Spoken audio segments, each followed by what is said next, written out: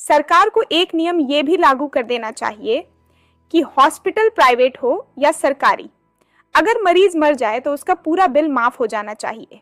इससे फायदा ये होगा कि डॉक्टर मरीज को बचाने की पूरी कोशिश करेगा, और इतनी कोशिशों के बाद भी अगर मरीज मर जाता है तो उससे अनावश्यक वेंटिलेटर या अन्य तरीके से लूटपाट नहीं की जाएगी। अगर सहमत हो तो शेयर। स्त्रियों से मेरी एक ही विनती है कि हर बार झगड़े में अपने पति को अपने दहेज का और माता पिता ने दिए हुए चीजों का ताना मत मारा कीजिए। हर बार यह बोलना जरूरी नहीं है कि मेरे माँ बाप ने इतना सारा मुझे दिया और आपने ने मेरे लिए कुछ भी नहीं किया है, एक साड़ी तक ना ही लेकर दी है। हर बार यह बातें बोलकर अपने पति का मन दुखाने की जरूरत नहीं है। वह भी आपके लिए कुछ ना कुछ करना चाहता है, पर उसके अपने भी कुछ प्रॉब्लम्स होते हैं, जैसे कि घर का रेंट भरना, या फिर खुद को रहने के लिए नया घर खरीदना, या फिर अपने बच्चों के लिए अच्छे स्कूल में एडमिशन करवाना, या फिर खेत में कुछ तो नया लेना। ऐसे ही कई सारे प्रॉब्लम्स उसके पीछे होते हैं, पर वह कभी बोलकर नहीं दिखता है। हर बार आपकी बातें सुन लेता है। इसका मतलब यह नहीं है कि वह कुछ नहीं बोल सकता, वह भी बोल सकता है, पर यह बातें आपको बताकर वह आपको और अपने बच्चों को टेंशन नहीं देना चाहता, इसलिए वह आपसे यह बातें छुपाता है। जब अच्छे दिन आएंगे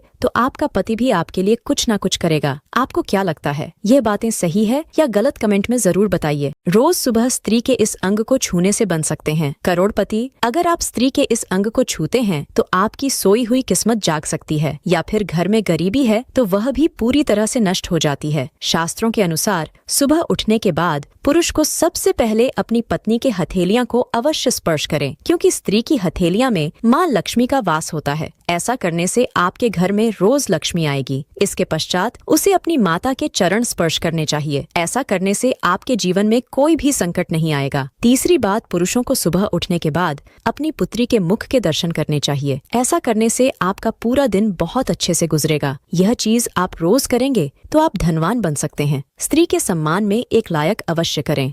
पुरुषों को यह बात हमेशा याद रखनी चाहिए कि आपकी धर्मपत्नी आपके संपत्ति से प्यार करती है। अपने बाप की कमाई से आप अपने घर में पत्नी को तो ला सकते हो, किंतु अपने जीवन को नहीं गुजार सकते। आपको हमेशा यह बात याद रखनी चाहिए कि पति की कमाई से ही पत्नी ठहरती है। पति की कमाई जब अच्छी होती है तभी पत्नी घर में कुबेर का काम करती है। वह स्वयं लक्ष्मी की तरह आपके घर में निवास करती है। लेकिन अगर आपके बाप की दौलत खत्म हो चुकी है, आपके पास कुछ भी नहीं बचा है और तुम भी कुछ नहीं कमाते, हमेशा ही घर में पड़े रहते हो, तो पत्नी यमराज का काम करती है। जवानी में जब आप पैसे उड़ा रहे होते हो तब आप अपने बाप की कमाई को उड़ा रहे होते हो, खुद कुछ नहीं करते। पर एक दिन वक्त आएगा, वह भी खत्म हो जाएगा, और जिस दिन तुम्हें पैसों की जरूरत होगी, तुम्हें अपने जवानी के दिन याद आएंगे कि हमने कैसे पैसे बर्बाद किए थे। इसलिए अभी वक्त है, अपने आप को सुधार लीजिए, वरना वह दिन दूर नहीं कि आपकी पत्नी आपको छोड़कर चली जाएगी। कमेंट में जरूर बताइए यह बातें सही है या गलत।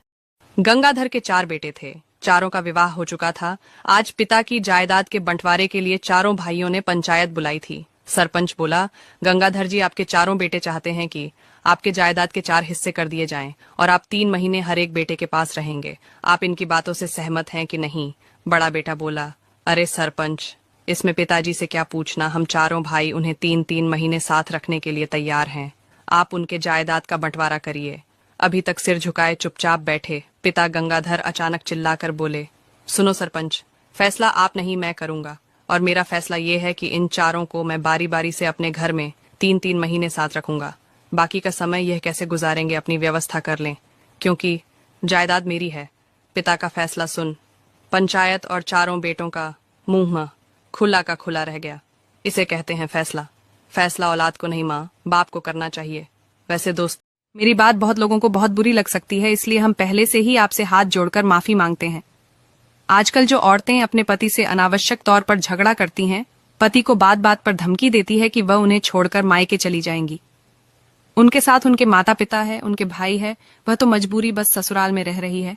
ऐसी औरतों से मैं कहना चाहूंगी कि बहन, आप यह बात अच्छे से समझ लीजिए कि आपका भाई भी आपका तभी तक है जब तक भाभी नहीं आ जाती। जिस दिन आपकी भाभी आ जाएगी उस दिन आपका भाई भी भाभी का हो जाएगा।